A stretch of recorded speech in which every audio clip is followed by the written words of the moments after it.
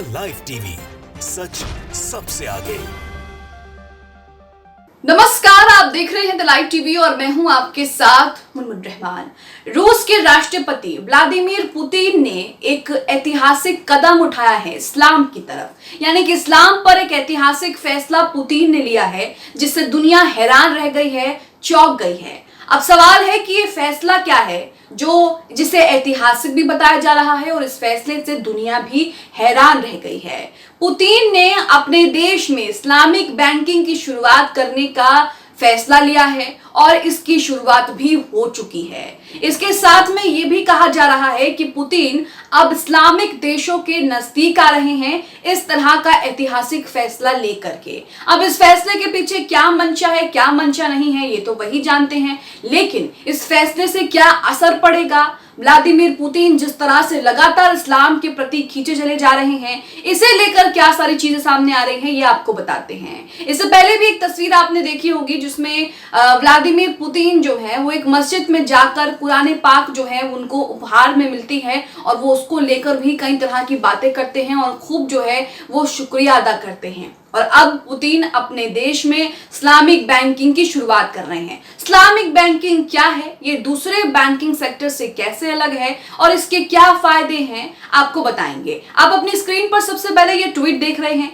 यहाँ पर हलाल नेशन नाम के यूजर ने ट्वीट किया है और लिखा है कि व्हाट्स योर थॉट, आपके क्या विचार हैं। इसमें लिखा है कि ऐतिहासिक कदम, रूस पहली बार इस्लामिक बैंकिंग शुरू करने के लिए पूरी तरीके से तैयार है। यह फैसला तो कई दिनों से लिया जा रहा था, इस पर बातचीत भी कई दिनों से हो रही थी, लेकिन अब फाइनली जो है वो रूस तैयार हो चुका है। पूरी तरह से पूरी तैयारियां हो चुकी हैं कि अब इस्लामिक बैंकिंग की शुरुआत जो है वो देश के 4 हिस्सों में की जाए। कौन कौन से हिस्सों में की जाएगी मैं आगे आपको बताऊंगी, लेकिन इस्लामिक बैंकिंग को लेकर आप क्या सोचते हैं और रूस जिस तरह से इस्लामिक बैंकिंग की शुरुआत कर रहा है इस पर आपके क्या विचार है, कमेंट बॉक्स में हमें जरूर बताइए। अब इसी के साथ नवभारत टाइम्स का ये आर्टिकल आपके सामने रख रही हूं जिसमें रूस के राष्ट्रपति व्लादिमीर पुतिन ने जो इस्लामिक बैंकिंग का ऐतिहासिक कदम उठाया है इसको लेकर तमाम जानकारियां यहां पर दी गई हैं। यहां लिखा है कि इस्लामिक बैंकिंग क्या होती है जिसे शुरू करेगा रूस, ये पुतिन का इस्लाम के प्रति प्रेम है या फिर किसी तरह की मजबूरी है,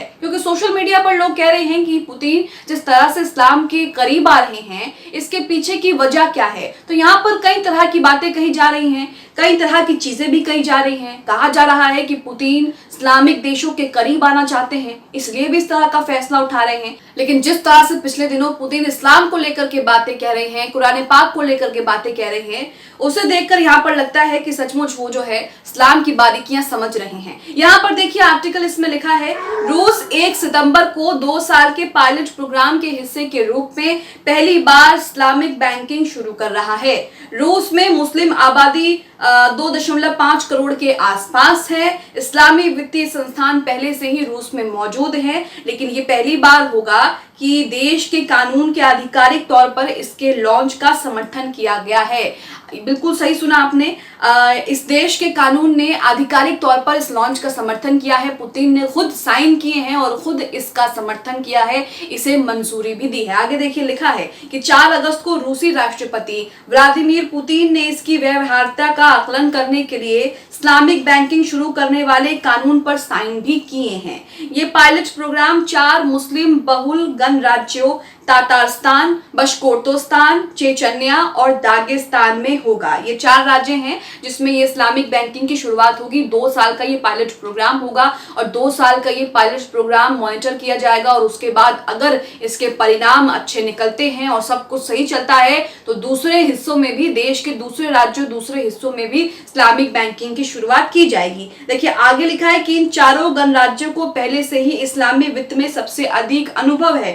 अगर ये प्रोग्राम सफलता से साबित होते हैं तो इन प्रोग्रामों को रूस के बाकी हिस्सों में भी लागू करने की योजना जो है वो रूस की सरकार बना रही है। तो यहाँ पर व्लादिमीर पुतिन ने रूस में रह रहे मुसलमानों को एक बड़ी खुशखबरी दी है और एक ऐतिहासिक फैसला भी लिया है, कानूनी तौर पर इसको मंजूरी भी दी है और खुद इस पर साइन भी किए हैं, इसका समर्थन भी किया है। इस्लामिक बैंकिंग क्या है, इससे क्या फायदा होगा और इसे लेकर क्या कायदे कानून है, ये आपको बताते हैं। सबसे पहले समझिए कि इस्लामिक बैंकिंग क्या है। इस्लामिक बैंकिंग शरिया के तहत संचालित होती है। इस्लामी कानूनी प्रणाली में सूखखोरी से जुड़े लेन देन या फिर यूं कहें कि ब्याज वसूलने पर रोक है, क्योंकि इसे एक अन्यायपूर्ण विनिमय माना जाता है।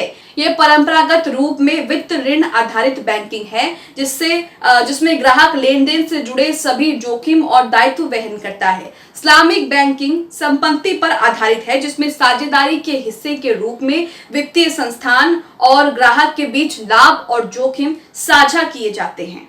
अल जजीरा से बात करते हुए इस्लामिक फाइनेंस में रूसी एसोसिएशन ऑफ एक्सपर्ट की कार्यकारी सचिव मदीना कलीमुल्लिना ने बताया कि कोई भी बैंक ग्राहक की वित्तीय समस्या और दिवालियेपन से लाभ नहीं उठा सकता, जो अक्सर पारंपरिक वित्त में होता है। तो यहाँ पर आप समझे कि इस्लामिक बैंकिंग क्या है। इस्लामिक बैंकिंग शरिया कानून के तहत संचालित होती है और इसमें ब्याज लेने और देने पर जो है वो रोक रहती है। अब इस्लामिक बैंकिंग में क्या क्या निषेध है, क्योंकि जमकर इसकी चारों तरफ तारीफ हो रही है कि इस्लामिक बैंकिंग एक अच्छा आइडिया, एक अच्छा कॉन्सेप्ट है, तो इसमें क्या क्या निषेध है वो भी जानना है। यहाँ पर कलीमुल्लिना ने कहा है कि इस्लामिक वित्त साझेदारी आधारित संबंधों को बढ़ावा देता है, जो पारंपरिक वित्त में शायद ही कभी होता है। इस्लामिक बैंकिंग शराब, तंबाकू और जुए जैसे समाज के लिए हानिकारक क्षेत्रों को पैसा उपलब्ध नहीं कराती है। तो यहाँ पर तंबाकू, शराब और जुए जैसे चीजों के लिए बैंक आपको पैसे नहीं देगा। हालांकि दूसरे बैंकिंग सेक्टर की बात करें